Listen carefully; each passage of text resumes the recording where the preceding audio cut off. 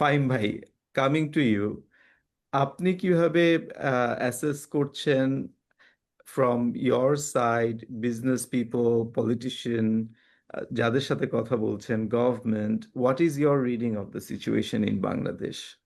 ওকে, ধন্যবাদ Rubayet for giving me the floor. আমি আসলে একটু পরে জয়েন করেছি, আসিফের প্রেজেন্টেশনে দেখছিলাম, আসিফের কথা শুনলাম পরে, তাই তাই পুরো কিছু বললো। আচ্ছা, আমি আসলে গ্লোবাল পার্সপেক্টিভে যাবো না, আমি ধরে নিচ্ছি সিচুয়েশন এখনই কি আছে। It may actually worsen in next few weeks. তখন তো আসলে আরো এটা ব্লো আপ করবে, বাট এখনো যে সিচুয়েশনটা আছে, আমি পিওরলি বাংলাদেশ পার্সপেক্টিভে বলছি। একটা জিনিস মোটামুটি নিশ্চিত, দ্যাট আমাদের হাতে এখন যেই ফুয়েল আছে, এখন ফুয়েলের মধ্যে কিন্তু দুই ধরনের ভাগ আছে। একটা যেটা আহ, মারিয়া বলছিল এলএনজির ব্যাপারে, LNG is a kind of raw material for either আমার power plants and at the same time lot of the gas supplies. সেটা হচ্ছে একটা। আরেকটা হচ্ছে আমার ট্রান্সপোর্ট ফুয়েল। তো ট্রান্সপোর্ট ফুয়েলের মধ্যে দুইটা ভাগ আছে, একটা হচ্ছে বেসিক্যালি ডিজেল, আর একটা হচ্ছে বেসিক্যালি অকটেন অ্যান্ড পেট্রোল। গত 2-3 দিন আমরা যেই ক্রাইসিসটা বা ম্যাড রাশটা দেখলাম, সেটা মেইনলি কিন্তু আসলে আমার পেট্রোল অ্যান্ড অকটেনের জন্য। কারণ মানে বাংলাদেশে যে বাইকগুলো চলে, টু হুইলার বা নর্মাল কারগুলো, they are actually using mainly octane and petrol. তো সেটার একটা বড় ব্যাপার হয়েছে। কিন্তু বাংলাদেশে কিন্তু গতকালও কিন্তু কয়েকজন মন্ত্রীও বলেছে যে উই হ্যাভ স্টক। আমিও মনে করি বাংলাদেশে at least stock of petrol and octane is not মানে in a very serious thing. 15 দিন, অফকোর্স 15 দিন is not a very comfortable, but still it is okay. By the time হয়তো আমরা আরো 2-3টা শিপ হয়তো চলে আসবে। বাট মেইন চ্যালেঞ্জ যেটা হচ্ছে, যেটা অনেকে আসলে তো ওভারলোক করছে, সেটা হচ্ছে ডিজেল। ডিজেলের technically literally the country actually has not more than 4 or 5 days of diesel. And কয়েকটা ব্যাপার ঘটছে এখানে। একটা হচ্ছে আমার সামার যা শুরু হচ্ছে, মানে এতদিন পর্যন্ত লোকজন কিন্তু আমরা যারা ঢাকায় থাকি, মানে এখনো গত সপ্তাহ ফ্যান চালছে। বা বাংলাদেশে গত আহ, কয়েক বছরে যেই পরিমাণ মানে পাওয়ার কনজাম্পশন বেড়েছে, particularly middle class and other thing, মানে হিউজ পরিমাণ আমার আহ, একটা আহ, মানে শর্টফল হবে in terms of power. But এই পাওয়ারটা শর্টফলের মেকআপটা কি হয়, any industry or any household you will see diesel generator backup. বাংলাদেশের আমরা যদি গাজীপুর বা আশুলিয়ার দিকে যাই, ইউ উইল সি এই each and every factory normal summer সিচুয়েশনে প্রায় 10 থেকে 12 ঘন্টা তারা, বা 8 থেকে 10 ঘন্টা তারা আসলে ডিজেল দিয়ে তাদের গার্মেন্টস গুলো চালায়। তো এখন প্রবলেমটা হচ্ছে, আমাদের যদি হঠাৎ করে ডিজেল ক্রাইসিস শুরু হয়, তাহলে কয়েকটা জায়গায় সরাসরি হিট পড়বে। একটা হচ্ছে huge level of production hit পড়বে, কারণ আমার আহ, আহ, প্রচুর গার্মেন্টস আসলে 17-18 তারিখে বন্ধ হয়ে যাবে। তার আগে কিন্তু তাদের একটা অনেক শিপমেন্ট তাদের আছে, যেটা তাদেরকে আসলে ঈদের আগেই শেষ করতে হবে। তো that may B a huge shock for lot of them. সেটা একটা ব্যাপার। আরেকটা হচ্ছে আহ, আমার ওভারঅল যে বাংলাদেশের যে food supply chain, that actually runs on trucks and vans and all those things. Those are not run by petrol or octane, those are mainly run on diesel. তো সেই জায়গাটাতে যদি আমার কোনো কারণে একটা ডিজেল শক হয়, তাহলে কিন্তু ইউ উইল অ্যাকচুয়ালি সি, যেটা মারিয়া বলছিল, যে হিউজ অ্যামাউন্ট অফ মানে আহ, মানে price shock on lot of commodity prices. এখন অনেক ক্ষেত্রে হয়তো শকটা আর্টিফিশিয়ালি হবে, but people will say that আমরা তো জিনিস আনতে পারতেছি না, that's why what can we do.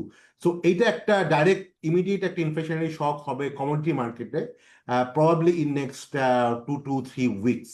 R manufacturing, এটা আমি একটু আগে বললাম যে দুইটা কারণে একটা হবে। একটা হচ্ছে যে তারা ব্যাকআপ পাবে না ডিজেল দিয়ে। আরেকটা হচ্ছে আমার যেহেতু আমার এলএনজি সাপ্লাই কমে যাচ্ছে, অলরেডি কমে গেছে সিগনিফিকেন্টলি। যে সকল ম্যানুফ্যাকচারিং সরাসরি গ্যাস ইউজ করে as as for their power, like lot of operation like boiler, তারপরে ডাইং বা এইসবের জন্য তারা কিন্তু ইলেকট্রিসিটি ইউজ করে না, সরাসরি গ্যাস ইউজ করে। ওই গ্যাসটা আসে আসলে এলএনজি বা ন্যাচারাল গ্যাস সাপ্লাই থেকে। তো সেটাও একটা ডাইরেক্ট ম্যানুফ্যাকচারিং ইম্প্যাক্ট করবে। So this is going to be serious issue, particularly for our major আমাদের আরএমজি এক্সপোর্টের জন্য। আচ্ছা, এখন আমি একটু রেমিটেন্সের দিকে যাই। মানে অলরেডি তাইকুর অনেক বললো যে প্রচুর মিডল ইস্টে অনেক ধরনের ইকোনমিক শক হচ্ছে, রিয়েল ইস্টেট আর আদার থিং, যেখানে আমাদের এমপ্লয়াররা, আমাদের এমপ্লয়িরা কাজ করে। বাট সেটার এই ইম্প্যাক্ট কিন্তু অলরেডি আমরা দেখছি যে আমাদের প্রচুর ফ্লাইট ক্যান্সেল হচ্ছে, যারা বিদেশ যাওয়ার কথা ছিল তারা কিন্তু এখন ওই টাকাটা পাঠাবেন, এবং ওই ক্ষেত্রেও প্রচুর হোটেল টোটেলগুলো দোজ আর এমটি, এবং বাংলাদেশে প্রচুর লেবাররা কাজ করে। কনস্ট্রাকশন আমি বাদই দিলাম, মেইনলি সার্ভিস সেক্টরে প্রচুর মিডল, পার্টিকুলারলি দুবাই এবং সৌদিতে। সৌদি হয়তো অত ইম্প্যাক্ট হয় নাই, Dubai is very much impacted. সেই জায়গাটা থেকে আমার একটা বড় ধরনের রেমিটেন্স শক কিন্তু আসবে। এখন আমি যদি শেষ করছি এটা, আমরা যদি দেখি গত আই উড সে 24 মান্থস, বাংলাদেশে কিন্তু মানে we have been very lucky যে কোনো সময় আমার এক্সপোর্টটা ভালো থাকে, তখন আমার রেমিটেন্স খারাপ থাকে।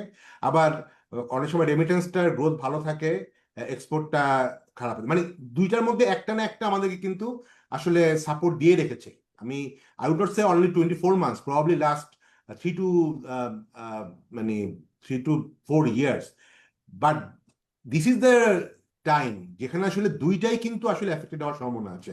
মাইন্ড ইট, বাংলাদেশে কিন্তু এক্সপোর্ট, ম্যানুফ্যাকচারিং এক্সপোর্ট কিন্তু গত 6 মাসে, July to December, has not been great. It almost flat, probably 1-2% degrowth হয়েছে। তো এবং এই ডিগ্রোথটা যদি কন্টিনিউ করে, at the same time there is a remittance shock, এই টুইন শক কিন্তু will actually hit directly the reserve thing. And we all know about the Bangladesh Bank issue and all those things. There are a lot of like mismanagement and all those things. So সেই জায়গাটাতে আসলে আমরা কিভাবে ইকোনমিটা handle করব, that is going to be a serious issue. আর particularly on a human level, I think this Eid is going to be a kind of different Eid altogether, because Bangladesh থেকে, ঢাকা থেকে বা মেট্রো সিটিগুলি থেকে প্রায় like 20 million people will go out. আমার সেখানে transport cost বাড়বে, হিউজ হয়তো ব্যাকলগ হতে পারে। তো সেই জায়গাটা একটা বড় একটা হিউম্যান কস্ট ডাইরেক্টলি আমরা দেখতে পাচ্ছি আগামী 1 থেকে 2 সপ্তাহ। Economic cost will actually drag along at least for next 1 to 2 quarters. That's what I think. So আমি এখানে শেষ করছি। Thank you so much, Fahim. So, quickly to summarize, আপনি মূলত যেটা বলতে চাচ্ছেন যে diesel shock would be the primary shock এই মুহূর্তে, 4 days of diesel stock, এটা যদি quickly replenish না করা যায়, there will be a huge impact on RMG. তাদের ঈদের আগে সাপ্লাই দিতে হবে, সেটা এফেক্টেড হতে পারে, সেটা এফেক্টেড হলে RMG স্যালারি পেমেন্ট এফেক্টেড হবে, which is a huge labor shock. আপনি এটাও বলছেন যে আপনার যেহেতু ডিজেলের উপরে transports, logistics chole, logistics supply chains will be affected, price will be affected, therefore, at both farm gate and also at the consumer market. তারপর আবার যেটা বলছেন যে এইটার জন্য মোবিলিটি এফেক্টেড হতে পারে, যদি আপনার পিপল ঈদের আগে যে বাড়িতে ফিরে যায় সেটা যদি এফেক্টেড হয়, তাহলে that's also an impact. But underlying all of this, যে বাংলাদেশের ইকোনমির, কনজিউমার ইকোনমির একটা বড় অংশ কিন্তু ঈদের বাজার, যেটা হচ্ছে আগামী, অ্যাকচুয়ালি এই 2 সপ্তাহে এটা পিক করে। সো এই 2 সপ্তাহ আসলে কি হয় এটাও তাহলে একটু দেখার বিষয়, বিকজ বেতন বোনাস এগুলো যদি এফেক্টেড হয়ে যায়, অস্টেরিটি হ্যাঁ, মেজার্স যদি কোম্পানির এগুলি উপর। হয়তো রুবাত, এগুলি হয়তো হবে না, because we already know that last 3-4 দিন আগেই গভর্নমেন্ট, বাংলাদেশ ব্যাংক কিন্তু গার্মেন্টস কোম্পানিগুলোকে লেবারদের স্যালারি দেওয়ার জন্য they have given a loan, এবং খুব okay, significant amount of loan. So I don't think that garments like wage will be an issue, এবং হয়তো ঈদ শপিংটার ক্ষেত্রে অত বড় ইম্প্যাক্ট পড়ার কথা না। But I am talking about much more kind of post আচ্ছা। ঈদ দেন প্রি ঈদ।